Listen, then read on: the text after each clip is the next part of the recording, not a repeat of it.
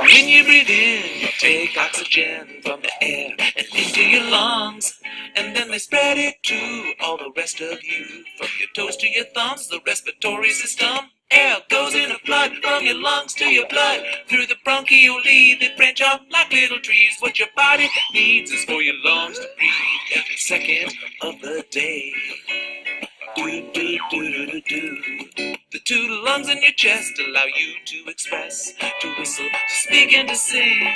Like two balloons they fill up until the air goes out, then you can jump and shout.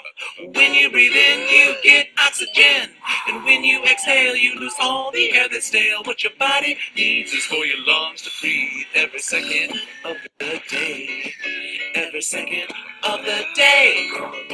Okay, just like Little Storybot said, if we couldn't breathe in the oxygen, we would not be able to live. So the respiratory system is going to talk about breathing. Respiration equals breathing. Some of the main goals of breathing, which a lot of you probably already know, to supply the body with oxygen and to get rid of carbon dioxide. And on average, a person can live about 3 to 4 minutes without oxygen. Even though you may see some shows where people are underneath the water for hours or 2 hours, typically they're going to have some type of oxygen that they're taking in because our bodies cannot function without oxygen. Our brain cannot live without oxygen. We do breathe in through our nose and our mouth. If we were to plug our nose, we'd breathe in through our mouth and vice versa. There is tiny hair or cilia that you may notice inside of your nose, and that's to trap any unwanted particles so that it does not go further into the respiratory system. We don't want any bacteria or any viruses to get into that system because then that essentially is what makes us sick. So the mucus helps to keep that from actually happening. Once our air goes through our nose and our mouth, it does go to the back of our throat. One of the passages would be for food and then the other for air, which is called the trachea. It does go through a flap called the epiglottis. And the epiglottis is a little flap that covers the trachea or windpipe when we swallow. If you think about what would happen if my epiglottis did not work. Well, if you're thinking about it for a second, food would go into the trachea or windpipe. It would cut off our oxygen supply and we would not be able to breathe. And that's essentially what happens when somebody is actually choking. Their windpipe is what's going to be blocked off. And then there's our larynx, which is going to contain our vocal cords. If you've ever been in music class and you were told to sing from your diaphragm, singing does have a direct relationship with our respiratory system because our breath coming up and down passes through our vocal cords.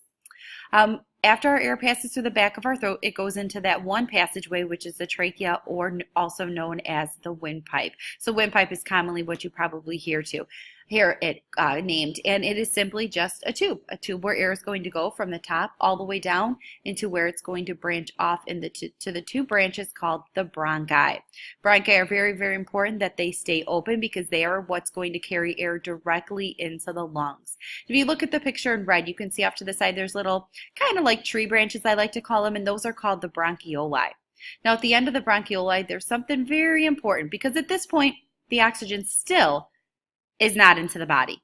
Okay, it's into the trachea, it's into the bronchial tubes, it's into those little tree branches, but there's something important at the end of the tree branches, and those are called the alveoli. You can see at the bottom picture here where the alveoli are, they kind of look like little bubbles, or I like to call them balloons, and that's essentially what the alveoli are. They act like balloons.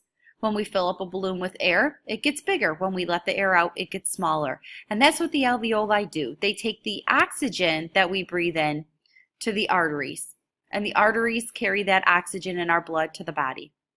And then the veins carry any of the blood that has carbon dioxide or deoxygenated blood back to the alveoli, which carry the carbon dioxide back to the bronchial tubes, back to the trachea, and then we breathe out that carbon dioxide. So the alveoli do act as little air sacs or balloons. And one of the diseases that affects alveoli is emphysema. Emphysema is primarily smoking related, but what it does is it pops the alveoli. If we were to pop a balloon, we're not going to be able to repair that balloon, or if we try, it's not going to last very long. So somebody with emphysema, those little balloons or air sacs will pop, and then the oxygen's not getting to the body anymore. And that's where you see a lot of people, not everyone, but a lot of people who have those oxygen tanks when they get older. This could be one of the reasons, would be emphysema. And up to this point, We haven't mentioned the main organs used in breathing, but those are the lungs. Everything else up to this point is going to be filtered into the lungs. Okay, so those bronchial tubes, those alveoli, they're going to go into the lungs and they're going to get the air all through the different parts of the lungs. Now, breathing doesn't happen right yet. So even though we've mentioned a lot that has to do with breathing, there's still one important muscle that we haven't talked about. And hopefully you're thinking about, okay, if I breathe in, there's something else that's working, and that something else is called the diaphragm.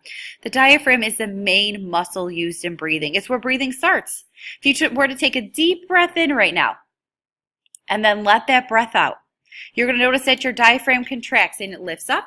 And then when it relaxes, it pushes back down. And the diaphragm is what allows your lungs to fill up with air and get rid of air. Similar to if you go to the doctor and they put that stethoscope on your back and tell you to breathe in and breathe out, that's the diaphragm that's causing that to happen. Now, one disorder that can actually affect the respiratory system, which a lot of you have heard of, okay, most of you probably heard of it, some of you may even have it, is asthma. Asthma happens when those bronchial tubes actually start to close up. And when they close up, oxygen's not getting into the lungs anymore, so it affects somebody's breathing. Now, we can't get rid of asthma if we have it, although some people do grow out of it, but there are ways to manage it when people carry their inhalers or they'll use different types of medicine that can help to prevent asthma attacks. But if somebody is having an asthma attack, that medicine, that albuterol in those inhalers act as bronchial dilators. Bronchial, dealing with the bronchial tubes, and dilators, making something bigger, so opening up those bronchial tubes so somebody would be able to breathe again. Now, there's a couple of the random kind of fun facts about the respiratory system. One is hiccups. Hiccups are involuntary. We don't cause them to happen. There's no real way to get rid of the hiccups. Typically, they're caused from an irritation to the diaphragm, but some people hold their breath, drink water upside down. There's a lot of different things that people do to try to get rid of them, but it's that sudden movement of the diaphragm that pushes up on the lungs that causes that breath to come out in a weird way, which is the sound of a hiccup. We do see our breath in cold air. It's going to get cold out soon. When you breathe out, the tiny droplets of water in your mouth hit the air, which cause that puff of steam. And then sneezing, it's a cough in the upper breathing passage, some type of irritant our body is trying to get rid of. Sometimes people with allergies, you notice that they will be sneezing a little bit more often. And then yawning. This is always a medical mystery, interesting one, because all of you right now are probably yawning at me as I'm talking to you on the screen. Is it contagious? Is it the neurons in our brain that we see or that our body sees and we want to do it? Is it group behavior? We really do not know. But essentially, taking that long, deep breath is getting oxygen back into the body. If you ever notice sitting in class, you get tired. Sit straight up, open up those lungs, and you'll get a little bit more awake. And then just other random fun facts, the lungs do contain 1,500 million miles of airways and over 300 million alveoli. And we breathe in 13 pints of air every minute. And think about this question, do kids get more colds in the winter? What do you think? And this is a question that we will discuss when you come into class tomorrow. And one last, plants being our partners in breathing. They take in oxygen, release carbon dioxide. Always a great thing to have plants in your house.